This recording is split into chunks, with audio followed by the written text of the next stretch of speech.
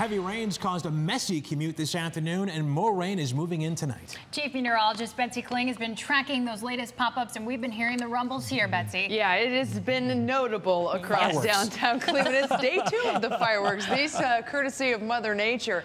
But certainly this is a widespread batch of rain that is continuing to move from north to south through northeast Ohio. There's still plenty of lightning with it. Some of the sizzle has been taken out of this, though. We are still getting gusty winds. We are still getting torrential rain from Lorain all the way down toward Medina and points farther south in northern portions of Wayne County.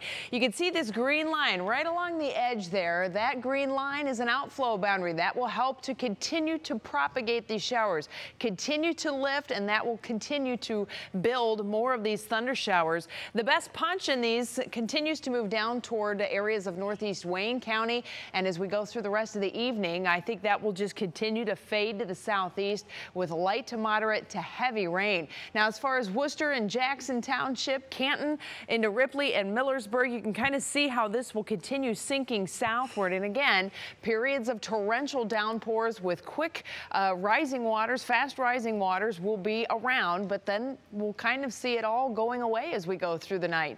Now, we've already dealt with this in Lorain, Medina, and extreme southwest corner of Cuyahoga County. There's a flood advisory that continues till 1:30 in the morning here. And then the big picture shows there's nothing much going on in Michigan.